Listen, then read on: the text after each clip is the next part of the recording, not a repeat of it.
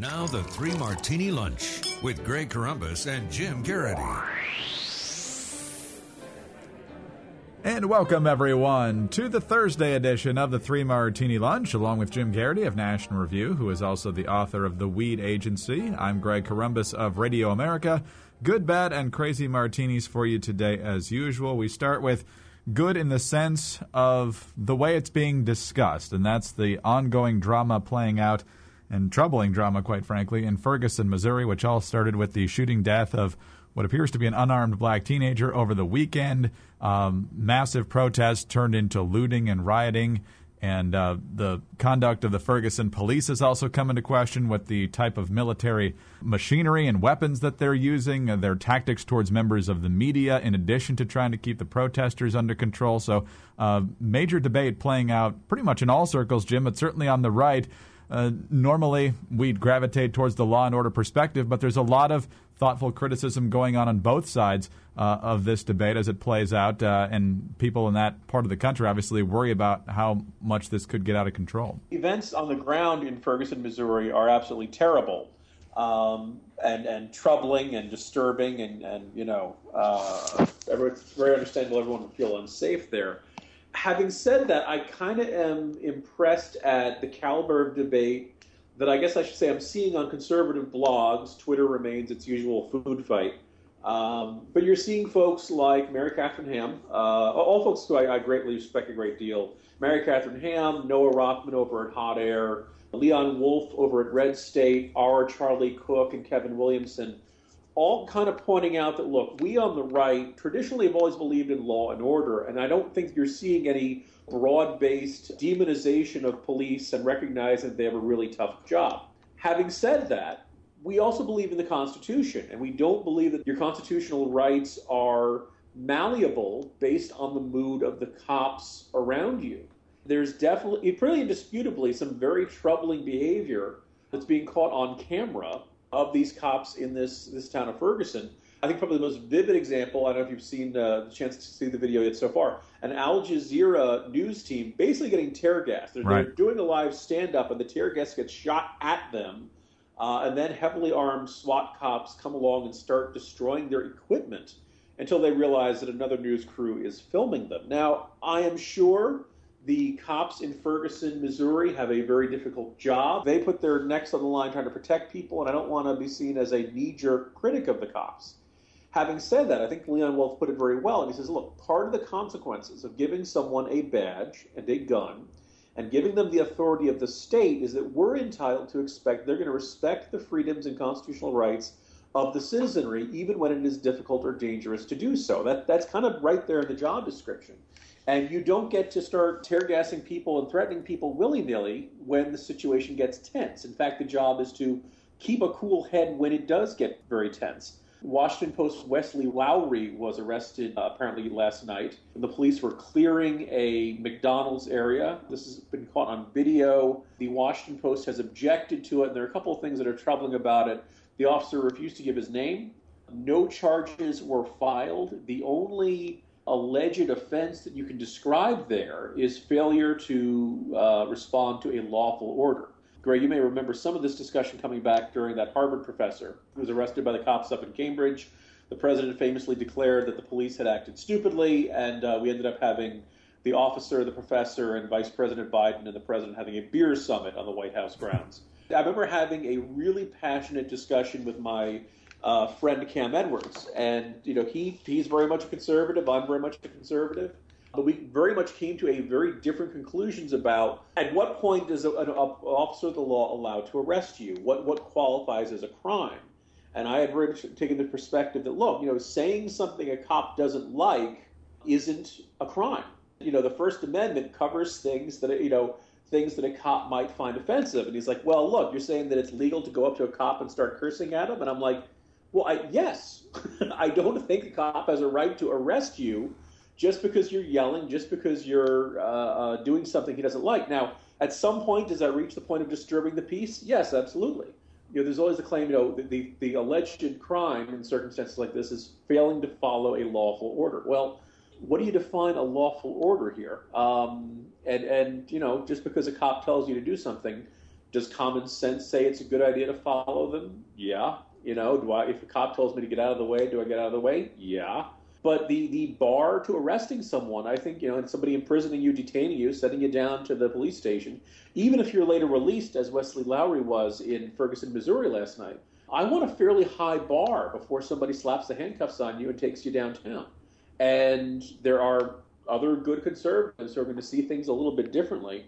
I do like the fact that we on the right, that there isn't this knee-jerk reaction in either direction, I suspect. I don't think anyone's automatically saying, no, the cops are the good guys, and all those protesters and all those people who are angry in Ferguson have what's coming to them, and a whole bunch of people. No, I don't think there's necessarily a knee-jerk demonization of the cops.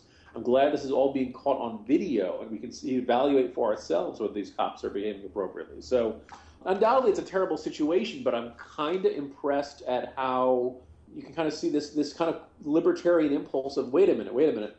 Many cops are really good guys, but they are also instruments of the state. They're human, and they're going to make mistakes, and when they make mistakes, they have to be held accountable. So I think that's kind of a long, rambling response to the events of the morning. What I'm hoping, folks on the right will continue to do in what's a very tense situation there. Major debates playing out over the internet don't always go that intelligently, as we've also learned recently. Anyway, on to the bad Martini. As if the crisis in Missouri wasn't bad. We have, of course, the threat and the ongoing specter of horrors perpetrated by ISIS in Syria and Iraq. And yesterday on The Lead with Jake Tapper on CNN, his guest was Ali Kaderi, who has been an advisor to 5 different U.S. ambassadors to Iraq, and he put the threat posed by ISIS not only in stark terms by saying these folks are basically animals, which I think anyone following the story would agree with, Jim, but here's what he had to say about what happens if they go unchecked. I consumed a lot of CIA and NSA products over the years. I obviously don't anymore, being outside of government. But you don't need access to CIA and NSA products to know that they are coming and that another 9/11 is imminent unless we act decisively and quickly and do it right now with our allies, both in the region and around the world. So there you go, Jim. I think a lot of people have already said that if they can set up this state and people don't challenge it, that they're going to have a launching pad even more inviting to them than Afghanistan was prior to 9/11. And it sounds like those in the know are coming to that conclusion as well. Yeah, we've had a lot of terror warnings over the years, but this doesn't seem like a guy who's inclined to sound like Chicken Little. There's a certain logic to it. Al-Qaeda was able to launch the 9/11 attacks because they were able to plan and operate relatively unmolested in Afghanistan for all those years.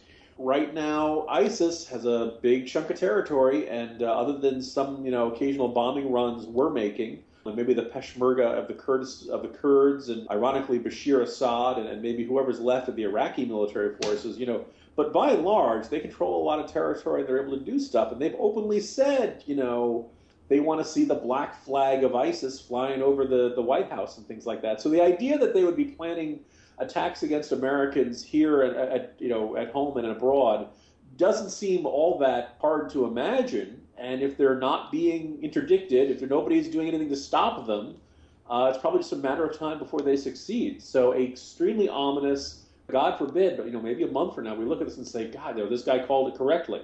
Or hopefully our luck holds out and something happens to impede ISIS's ambitions. But it certainly doesn't seem all that unthinkable that at some point ISIS could get seriously into the business of killing Americans. All right, on to the crazy now. And it's been a little while since we've talked about the story of Bowe Bergdahl, who earlier this summer was released by the Taliban in exchange for 5 Gitmo detainees, some of whom were pretty high-value Gitmo detainees. Former platoon mates of Bowe Bergdahl have a very different story than the White House has been telling about the captivity and how he became a captive and all that sort of thing. And as a result, they tried to sell their story, get a book deal with Simon & Schuster, and the response they got made quite a bit of the rounds yesterday in conservative media. The response they got from Sarah Durand, a senior editor at Atria Books, a division of Simon & Schuster, was, "I'm not sure we can publish this book without the right using it to their ends. The conservatives are all over Bergdahl and using it against Obama, and my concern is that this book will have to become a kind of swift boat Veterans for Truth." So, Jim, it turns out that just the fact that a book could hurt the president's reputation is enough to spike something that would potentially make them a lot of money. You know, if I remember correctly, Greg, I'm pretty sure, Unfit for Command was a bestseller. Yes, it was. So, heaven forbid, book editor, if you publish a bestseller, oh no, we'll make all that money, someone stop us. Now, here's the thing. This publisher, if she is a committed Democrat, and she believes that this book would be used against the president, and that's not an unreasonable conclusion, then she's not under any obligation to publish it or to say, I want to do this. I think probably a nice thing to do or a decent thing to do would be to say, look, this is not a project I'm interested in being affiliated with, but maybe my colleague so-and-so might. And that assumes it's something that there's a publisher at Simon & Schuster who'd be interested in publishing this. My editor over there left a long time ago, so maybe there are no conservatives left at Simon & Schuster, and they will leave good ideas on the table. I wonder if they've reached out to Random House. I wonder if they've reached out to Regenery. Thankfully, there are other ones. It's just kind of crazy that you see it that transparently, and kind of just like that's her measuring stick. And so let's suppose that what these troops are saying that he is accurate. The idea that all 9 of them are making up a story means kind of hard for me to believe. That yes, he's a deserter, and yes, we gave away 5 really dangerous guys to get a deserter back. Doesn't the public have a right to know that? Isn't that something that should trouble even a liberal or a fan of the president? Can't they open themselves to the possibility that maybe the president made the right choice here? And what this editor is kind of thinking here is like, well, if it hurts the president, I must hide it. The public must not know. I must do my part to ensure nobody sees this, lest they actually learn the truth and figure out the president made a bad call. At that point, you're really kind of veering from somebody who's interested in politics and passionate about telling stories and things like that to a bit of a propagandist. Once your job involves covering up information inconvenient to your cause rather than spotlighting information that advances your cause, I think you've crossed a line. I think that's, this editor is going to get some criticism for it, and she's probably got it coming. Yeah. On the hot air version of this story, Ala Pundit writes the story, and one of his lines says, imagine how upset Durand will be when she finds out Obama can't be swift-voted because, sob, he can't run again. Accurate. Yes. Jim, very good. We'll talk to you again tomorrow. See you tomorrow, Greg. Jim Garrity of National Review. I'm Greg Corombos of Radio America. Thanks for being with us today. And be sure to join us again on Friday for the next 3 Martini Lunch.